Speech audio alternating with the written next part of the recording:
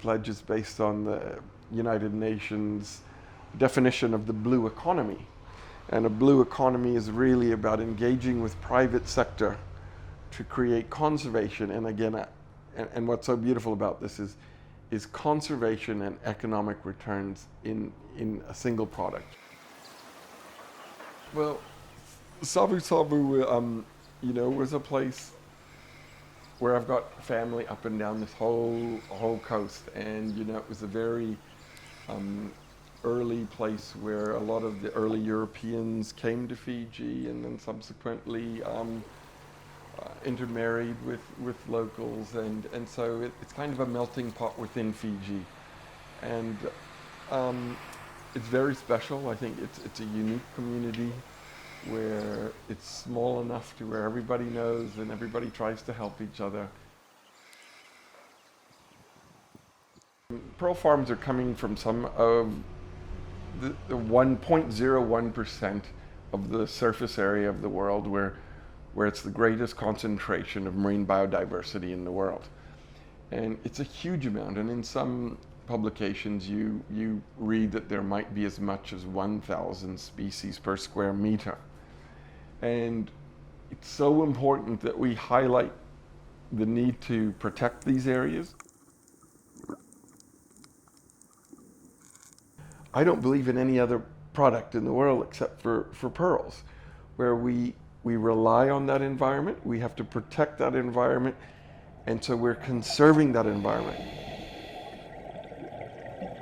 Pearl oysters are what are known as indicator species, which means that if something is wrong with the water quality, pearl oysters can't move away, they can't swim away to avoid the toxins or what's happening. So in a way, the oyster is an indicator of how your overall environment is working around you. We're a little different from other farms because these are our communities, so it's not like a foreigner coming in and working with an indigenous community. We are Fijian, and so these are our communities and our people. So, I see it more as our family coming together to create something unique and beautiful, and so it's something we're very proud of. Well, we've always understood that there's a special link between indigenous communities and the seas around them, whether it means they have special rights or access, or they've relied on that ocean as a source of food, and they're here we call them traditional fishing right managers, which means they're the natural custodians of the sea, and we see them as a vital part of what we do. We cannot do this without them.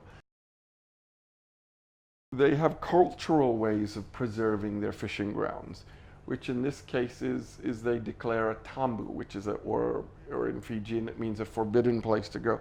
And so when we started our farms, the chiefs come and the chiefs get together and they declare our farming areas as tambu, which means you're not allowed to go in there or trespass. They have to respect our rights. And that's very important. And we don't even have security out on our farms. And I think, that talks about that relationship between us and the community around us. Company has been assisting us in terms of our projects that we had in the village. It elevated our standard of living.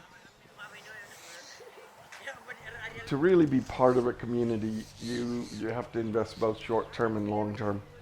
And wages and contracts are a way to invest short-term, hoping that they invest long-term, but we also take special interest in making sure that education is available for people here, giving opportunities to sometimes for students that wouldn't have them, investing in these communities. Other farms, we've done footpaths, hygiene, helped with hygiene issues, halls, and even electrification in some villages further up the coast. And that's building, that's having a long-term view. We'd like to invest in them because these are going to be the people that'll be working on the farm and hopefully with us in the future. I've never run a business in my life. If you want to go well on pearl farming, you know, outside of Fiji, it has to go through one system. And that is why I'm going through Justin Hunter. Two greatest setbacks we've had in my time has been through two cyclones, you know, and the last one was Winston, which is the strongest ever to make landfall in the southern hemisphere. And during the Winston, everything got wiped away because our hatchery was just near the beach, so everything got wiped away. This hatchery is only about 2.5 to 3 years old.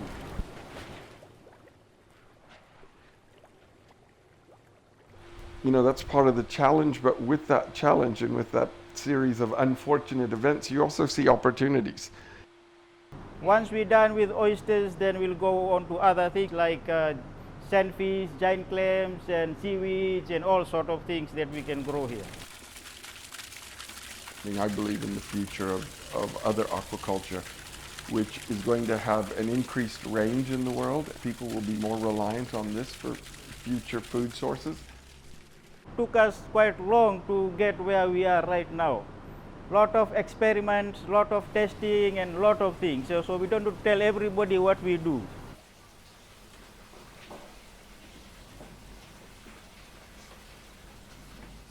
I always use the catchphrase inspired by nature, and I guess it's part of living in the tropics, but also when you're dealing with a gem that is what I call farmed and not mined. Well, the only gem that comes from a living animal, so the fact that it's so organic by nature, yeah, I'm just really fortunate to be at the end part of it all, where I get to play with the beautiful side of it, the finished side of an amazing product that's created by such a humble oyster.